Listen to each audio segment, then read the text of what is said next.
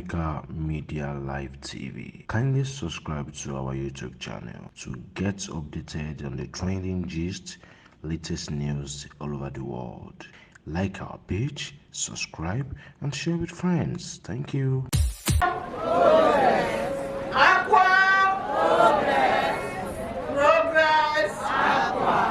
Iyaloja, Iyaloja, Iyaloja, ẹ̀kẹ́rin,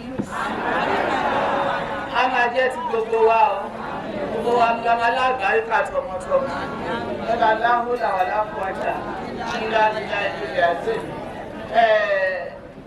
a fẹ́ dúpẹ́, mo fẹ́ fi àsìkò yìí dúpẹ́ lọ́wọ́ gbogbo ọlọ́jà tó dúró dáadáa. Àwa tá a dúró mọ̀ àmọ̀ra wa, àwa tá a dúró tá a ṣàbòsí àmọ̀ra wa, ṣùgbọ́n Ọlọ́run ọba orí gbogbo wa àti ẹni tó dúró gàtàgàtà àti ẹni tí ò dúró tó lóun dúró, ọba tó rí wa ní kọ̀rọ̀ a san fún oníkálukú ní gbangba.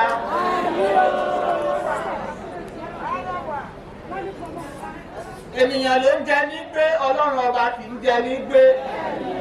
Ìgbà tó bá fi mú ilẹ̀ Ọlọ́run á fi sọ fún ẹ padà. Ṣùgbọ́n à ń láti dúpẹ́ lọ́wọ́ àwọn tó dúró. Ṣé mọ̀ pé ẹni tó ṣe dáadáa tó bá ti ń jẹ, ẹni tó ṣe kú díẹ̀ káàtó náà yóò jẹ ń bẹ̀, ṣùgbọ́n Ọlọ́run mọ bí ó ṣe tẹnu.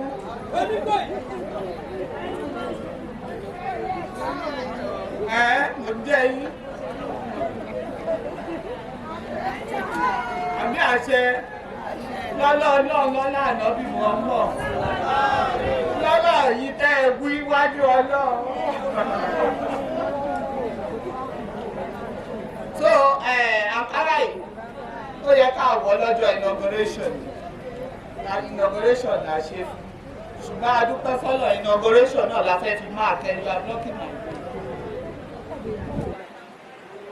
Inauguration náà la fẹ́ fi máa kẹ́lu. Ẹ jókòó, ẹ dúró yẹn ìgbàsá. So inauguration náà la fẹ́ fi mark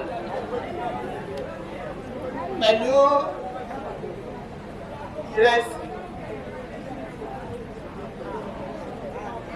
ìrẹsì eléyìí Lagos State Government ló fún wa. Ṣùgbọ́n mo ti pín ìrẹsì tèmi lọ́jọ́ sí tán tó kóde la ṣe fílẹ̀ pẹ̀tọ̀. Program mi ìdè tán àmì. Ọ̀rọ̀ àkàrà ilé tíátíá ní ti Lagos State. A gbọ́dọ̀ sọ̀rọ̀ ká nànà náà.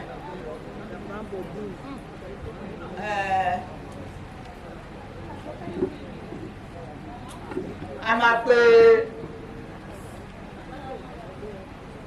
orúkọ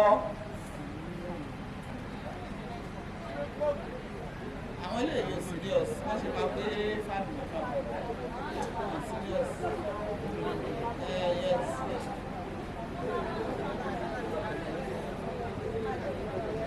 Àwọn kan wà tá a bá ní ká ṣe nǹkan báyìí nínú ẹgbẹ́.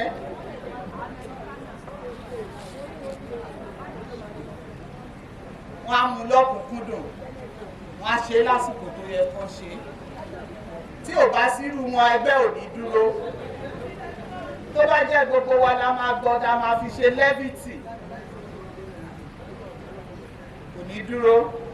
So àkọ́kọ́ láti porúkọ àwọn ta ní òkè o àga, àwọn àga wa tẹ̀lẹ́sẹ̀ owó lẹ́sẹ̀.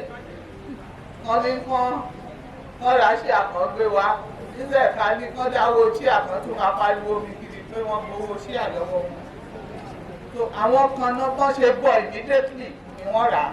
So orí wọn la máa ti kọ́kọ́ bẹ̀rẹ̀, bí tó bá dé la máa ṣẹ̀lú rẹ́gísítà. To whom much is given, much is expected. So Àjànàkú Royal Market Oṣòdì, ta ló represent wọn?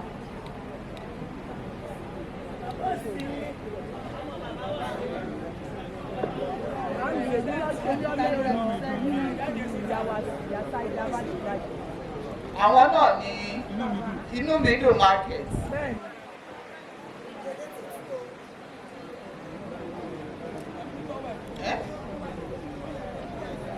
Okay, Àjànàkú Royal Market, Oshodi, and inú mi dùn Royal Market. Africa Media Live TV. Kindly subscribe to our YouTube channel to get updated on the trending gist, latest news all over the world.